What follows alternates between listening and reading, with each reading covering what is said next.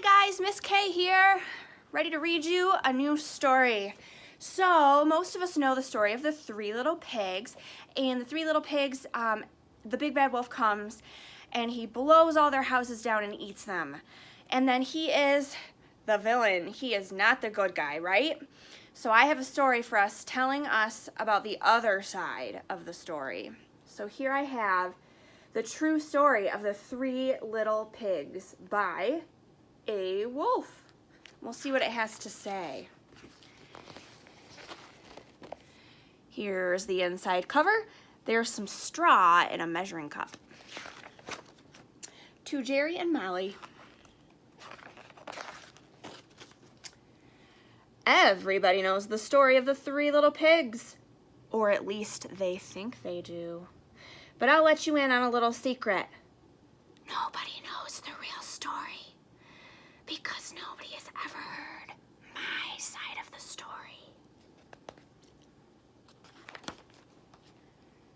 I'm the wolf, Alexander T. Wolf. You can call me Al. I don't know how this whole big bad wolf thing got started, but it's all wrong. Maybe it's because of our diet. Hey, it's not my fault wolves eat cute little animals like bunnies and sheep and pigs. That's just the way we are. If cheeseburgers were cute, folks would probably think you were big and bad too. Here's a cheeseburger. But like I was saying, the whole big bad wolf thing is all wrong. The real story is about a sneeze, achoo, and a cup of sugar. This is the real story. Way back in Once Upon a Time, I was making a birthday cake for my dear old granny. I had a terrible sneezing cold. I ran out of sugar.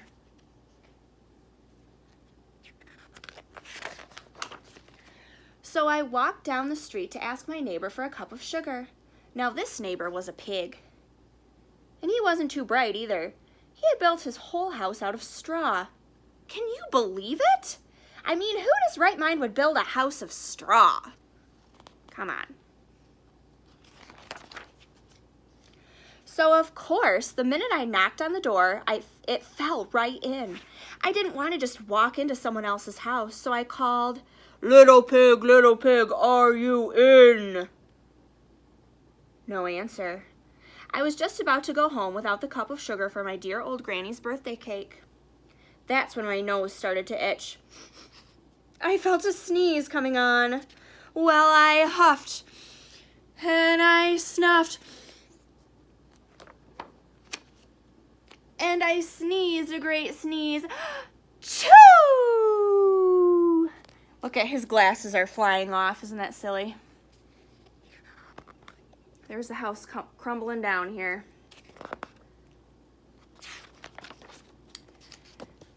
And you know what?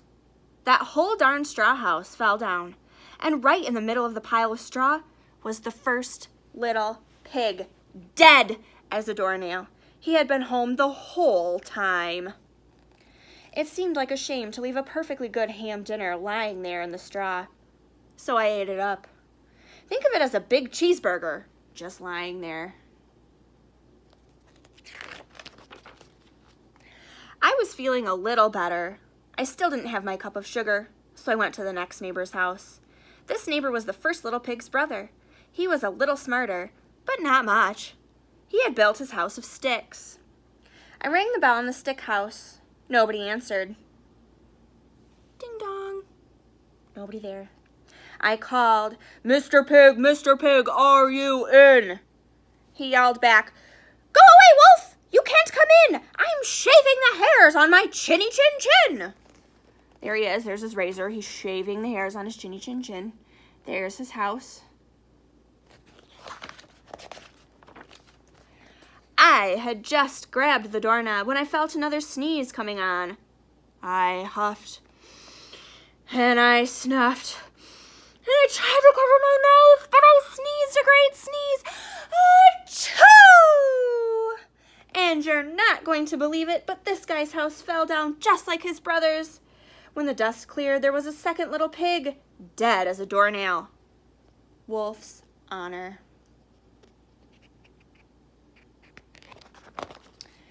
Now, you know food will spoil if you just leave it out in the open. So I did the only thing there was to do. I had dinner again. Think of it as a second helping. I was getting awfully full, but my cold was feeling a little better. And I still didn't have that cup of sugar for my dear old granny's birthday cake. So I went to the next house. This guy was the first and second little pig's brother. He must have been the brains of the family. He had built his house of bricks. I knocked on the brick house. No answer. Knock, knock, knock. I called, Mr. Pig, are you in? And do you know what that rude little porker answered?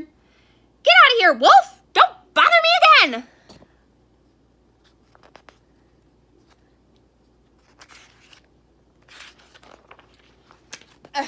Talk about impolite. He probably had a whole sack full of sugar, and he wouldn't give me even one little cup for my dear sweet old granny's birthday cake. What a pig! I was just about to go home and maybe make a nice birthday card instead of a cake when I felt my cold coming on. I huffed, and I snuffed, and I sneezed once again. Achoo! Then the third little pig yelled, and your old granny can sit on a pin.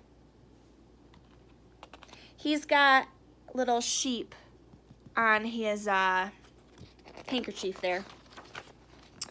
Now, I'm usually a pretty calm fellow, but when somebody talks about my granny like that, I go a little crazy. When the cops drove up, of course I was trying to break down this pig's door, and the whole time I was huffing and puffing and sneezing and making a real scene. Achoo!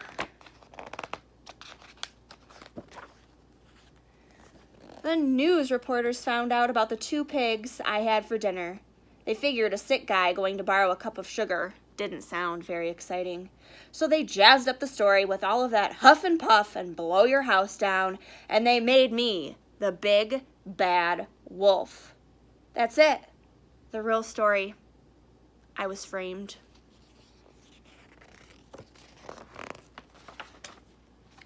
Here he is in jail with his jail suit. Behind bars. His bucket says pig pen. But maybe you could loan me a cup of sugar. Oh, I just noticed there's a piggy right here.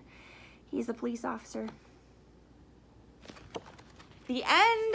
Thanks for joining me, guys. This has been so much fun. I love this book. It's so cute and wonderful. I hope you're having a great day. I'll see you later. Bye.